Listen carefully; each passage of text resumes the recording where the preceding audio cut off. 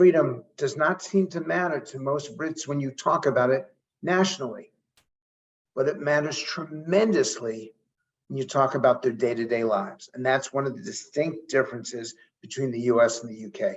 So Frank, Britain's divided into three equal parts. A third feel freer today than 10 years ago, a third less free, and a third see no change at all. What were you trying to find out with this research? It was twofold. One is to measure freedom in terms of both national and personal, and to see whether the people in Britain felt free. And the second was to see whether freedom still mattered in this country the way that it does in the US. And let me start by concluding that the differences between the US and the UK are significant. It's not just about language, it's not just about communication. Whereas Americans so treasure and celebrate and raise the importance of freedom to a really intense level, it actually is less important in the UK. And there are other values such as security and fairness that are equivalent to freedom in terms of the priorities the British face. And the biggest surprise to me was that a plurality of people in this country, in your country, actually believe that the Labour Party is better able to offer the population freedom than the Conservatives. And if that isn't a kick in the head and a wake-up call for those who are listening to my voice right now about just how far the Conservatives have sunk, I don't know what is. What, I suppose let's go back to first principles. What do we mean by freedom? And is there a difference in different countries? Yes, and that's a great question to ask because it's something that I didn't fully understand until about 72 hours ago. Freedom in this country isn't the traditional freedom of speech, freedom of press. It's freedom to live the life I want, freedom to control my life and my decisions. It's a very personalized freedom. It's not theoretical. It's not ideological. It's about me, myself, and how I live my life. And that's very different than the US. The US, they're prepared to fight over my right not to get a vaccine or my right not to wear a mask. It's a day-to-day freedom in this country that I wasn't expecting. And different countries have different definitions. And I don't think the politicians realize that it's not the freedom that's guaranteed in the Constitution. It's not the freedom that they talk about in the Declaration of Independence. In the UK, it's an individual freedom. It's a personal freedom. And in fact, freedom does not seem to matter to most Brits when you talk about it nationally, but it matters tremendously when you talk about their day-to-day lives. And that's one of the distinct differences between the US and the UK. Do you think that's why, particularly in relation to the where you talk about masks and so on, the response to the pandemic and lockdowns actually, and it's changed slightly since, I think public opinion shifted, but during the pandemic in the UK, people who opposed the lockdown on libertarian grounds were sort of few and far between, and they were sort of treated as a sort of frank, marginal group. It really wasn't a sort of wrap yourself in the flag, this goes against our freedom as Brits, in a way that was definitely part of the sort of national conversation in America. Absolutely. In fact, I would say that Americans look at freedom almost religiously, that it's part of their faith. It's part of how they define themselves, their country, and whether the country's successful or not. And in the UK, fairness has an equivalent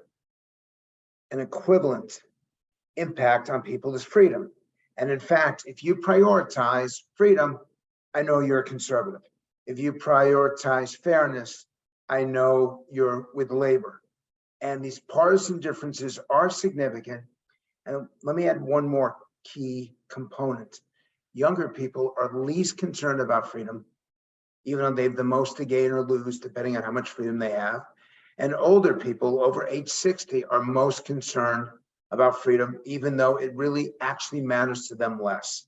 And if you're conservative, It means the freedom of speech, the freedom of expression. And if you're labor, it means freedom from hunger, freedom from want, freedom from poverty. So even how we define freedom is different, but the overall importance does change based on where you are in life. And do you think that's also because freedom being bound to the sort of libertarian, get the state out of my way so I could be free to do what I want to do? Actually, young people especially, right now we think, well, actually, I'd quite like a bit of state to intervene so I can get an education, I can get a house, I can get a job. That actually, you know, freedom's no good if the basics of society aren't there to support you. Well, one of the things that's been clear with our research for CBS for the last 3 years is that people tend to personalize and individualize these principles, and their elected officials tend to make them more ideological and philosophical. And the fact is, the average individual doesn't understand that, even though they've been through school, they've been through education. They see theories and philosophy in terms of how it impacts them as individuals. So if you're trying to get a house, you want the freedom to live where you want to live, and you want to deny someone's freedom to prevent you from building somewhere. So what is one person's freedom, in essence, is another person's government control. And it depends on where you are on that socioeconomic status level. It depends on where you live. It depends on what your priorities are, how you define that freedom. But I do want to emphasize that freedom matters so much to conservatives more than anything else, and fairness matters so much to labor rights more than anything else. It's interesting that you talk about, because clearly freedom plays such a big part in American politics and less so in British politics. Actually, in the never-ending hunt for a fresh way to say the same thing, which all major political parties have, you know, their slogans all sound a bit the same, the messaging all sounds a bit the same. It feels like there might be an opportunity there, maybe even for the Labour Party, to recast what you're doing or what they're doing in that sort of fresher, newer language of freedom. That's very insightful, and that's true. Because for labor, if you just get the fairness vote and the equality vote, which also matters, by the way, of all the attributes, there's nothing more divisive than equality. If you're a labor voter, equality is your first or second priority. And if you're a conservative voter, equality doesn't even hit the top 5. But if you can pivot from fairness and equality to be able to make that freedom message, free to work where you want to work, free to live where you want to live, freedom to experience the great joys of the UK. And we guarantee it through our policies of equality and fairness. If you can pivot that way, that is a very strong case for labor. And let me do it conversely, which is it's hard to promote just freedom on its own. It has to be freedom with security or freedom with prosperity. Because in the end, if you're free but poor, you really aren't. If you're free but you have limits to what you can do because of the economy or because of where you are, your status in life, that's hardly freedom at all. So both political parties need to be looking at these key attributes: opportunity, prosperity, equality, fairness, freedom, and security. They're all mixed in together, but each voter prioritizes them differently. What is clear is that if you lose that essence of freedom, you can't get any other of these key attributes. And that's what we found in the CPS study. Let's hear now from a Brit who lives in the United States and an American who lives in the UK. Sarah Baxter is now director of the Mary Colvin Centre for International Reporting, based in New York. Hi, Sarah. Hello, Matt. Great to have you with us. And Lewis Lukens is a senior partner with Signum Global Advisors, but was Deputy Chief of Mission for the US Embassy, based in London, and still lives here. Hi, Lewis. Hi, Matt. Let's start with you first, Sarah. America is the leader of the free world. That's what I was told. Was all that freedom a culture shock when you arrived in America? It's certainly up to a point, because one of the things that's been happening in America more recently, I'd say, than when I lived there before, around 2001 to 2010, I went back again in 2020. What I was discovering was a sort of new concept of freedom, in my view, among the sort of more Trump-like supporters, which was the freedom to be selfish. And the freedom to say, well, F you to other people's freedoms, my freedom counts for more than yours. So that, I think, was what was going on with, I don't have to wear a mask or get a vaccine because that's my personal right, and I don't care if I'm impinging on your freedom to be healthy.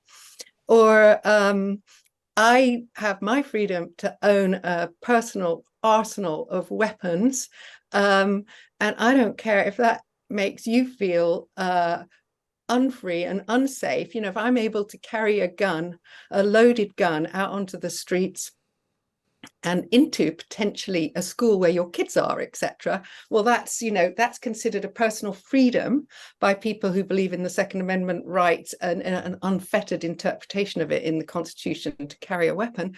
But that makes me feel kind of less free, because it makes me anxious that so many fellow citizens in the US are armed and loaded up.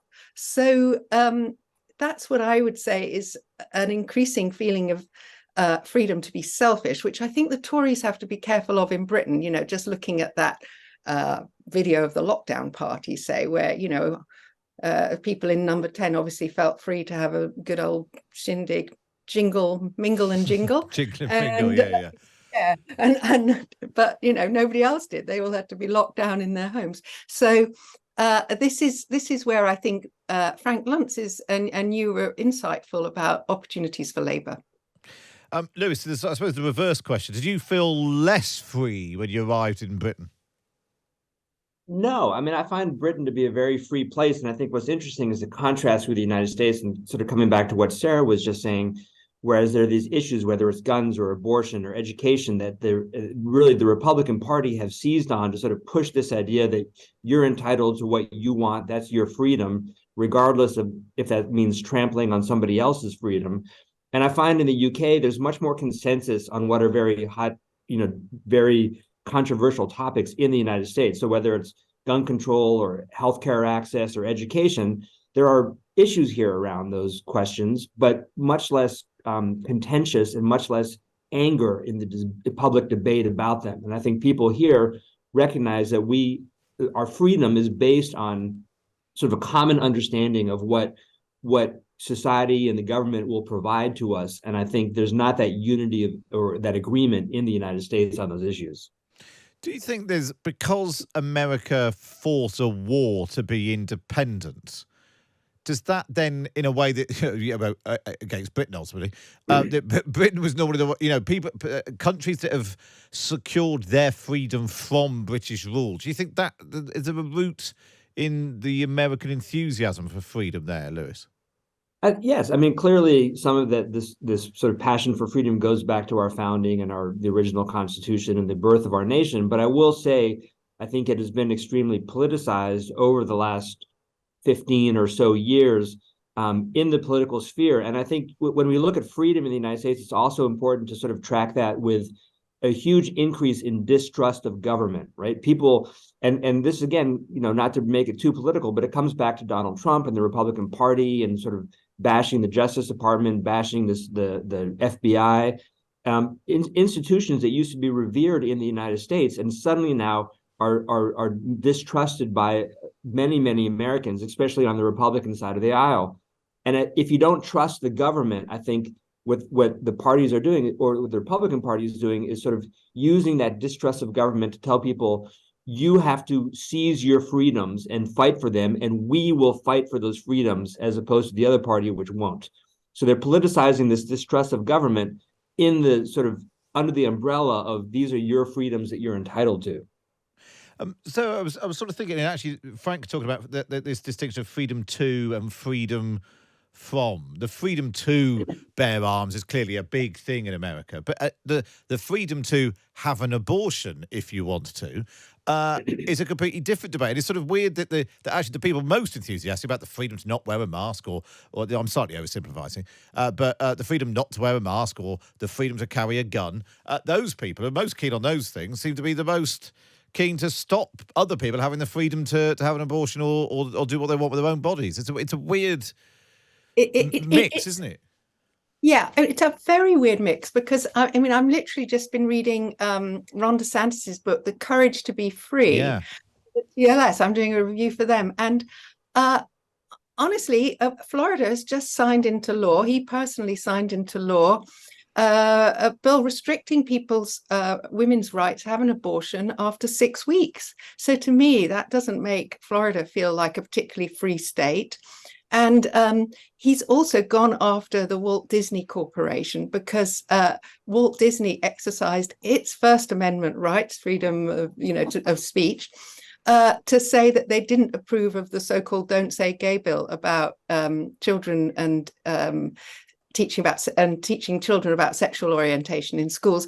And Disney, and he's gone after them and tried to penalize them. And Disney's now countersuing Ron DeSantis, who's very serious, not rival to Donald Trump for the presidency, on the basis that he's trying to weaponize the government in Florida against them. And yet he's just written this book called The Courage to Be Free, in a state that seems to me to be becoming more authoritarian, on the basis that he had some very sensible policies during the pandemic, which seemed to be carefully thought through. But it's sort of gone to his head and he's becoming quite authoritarian. So this use of the word free by politicians, is becoming increasingly untethered from reality. Even Donald Trump, he gave an interview last night on Fox TV about his obstruction of justice case. And you could see it was like, well, they were my boxes and they belonged to me. And I just wanted more time to go through them and sort out my things, etc. So who cares what the government, as Lewis was saying, thought that I ought to do with them? It was my right they were mine. So Lewis was absolutely right there about, stopping the government in some cases, but in other cases, you have Republicans really using the government, as in their local government and in Florida, the state government, to stop other people being free. Is it then? Sorry, go on, Lewis. Sorry, Matt, I think it comes to this question of freedom from or freedom to, and I think what the Republicans are sort of pushing, and someone like Ron DeSantis is pushing, is freedom from being exposed to things that you may be uncomfortable with, whether it's your child has a classmate who has gay parents, or there's a book in the school library that talks about, lesbian couples, all these things that Ron DeSantis is banning or trying to reduce in the name of freedom is really freedom from being exposed to anything that you don't like or that you're not comfortable with, which kind of goes against the grain of the United States being this great multicultural melting pot society. But he's also just, there's a law coming up in Florida, which already exists in a number of Republican states, where you don't even need a permitless carry of a weapon. And that is really a loaded weapon, moreover. And now that you are free to carry your loaded weapon, but that certainly impinges on other people's freedom, I would say, to feel safe. It's really interesting. And just in terms of this survey that Frank Luntz has done, in the UK in particular, younger people are less interested in freedom. And I know I sort of slightly put this point to him that actually, if you can't get your degree, if you can't buy a house, if you can't get a job, if you can't, afford to put food on the table, then, worrying about the concept like freedom, I can understand why they might have fallen down the list. I just wonder, to both of you really, Sarah, first of all, do you think there is an opportunity for British politicians, maybe it is the Labour Party, to sort of to frame their pitch through the prism of freedom, that we want you to be free to have the freedom to have a roof over your head, a decent job, security, freedom and security going together? There is an opportunity there in Britain in a way that we haven't really heard before. Yeah, I think you had that in America in the 30s and the Roosevelt years, when you had the sort of freedom from fear, freedom from want being put as one of these freedoms. It was more severe then, but that idea that, I think that the idea that the young people have the idea that opportunities are being taken from them. And I think that's why they feel less free. So I think the idea that you could, be free to lead the sort of life that your parents might have enjoyed that you feel is becoming increasingly impossible for you, that would be a winning message. But of course, Labour already has, I would have thought, the youth vote. They have to go after the elderly. Yes, an older people. That's the problem. And actually, it might more appeal to them. What do you think, Lewis, having been in the UK for a while? Yeah, I mean, I think that, the notion that we can provide you freedom to, whether it's to buy a house, to get educated, to have decent healthcare, to live where you want to live, to breathe clean air, all those things are very compelling messages. But as Sarah said, they resonate mostly with young people who are probably already Labour voters or in the United States Democratic voters. So the trick is to sort of to frame that freedom to message to an older generation that is probably already has what they mostly want and need. That older generation, I should say, speaking as a parent myself, though, of course, is worried about their kids' generation. Yeah. So that's one way that you can try and bridge that. You could maybe frame it as that's a freedom that you had as parents, grandparents, that we think that everyone should therefore have. That sort of, what's the Ed Miliband tried to sort of frame it as the British dream, wrapping it in the sort of the American dream. It never quite landed. But it's a really interesting debate as to whether or not there is an opportunity there for. I mean, it's something that the Tories could try and do as well. Listen, really lovely to speak to you. Really fascinating debate about freedom. That was Sarah Baxter, director of the Mary Colvin Centre for International Reporting, based in New York. And like she said, she's actually doing a review soon. Is that for the Sunday Times, Sarah, on the Courage to be Free? It's on the Times Literary Supplement. Times Literary Supplement, very good. And Lewis Lukens, former Deputy Chief of Mission of the US Embassy in London, where he still lives. Really good to speak to you both.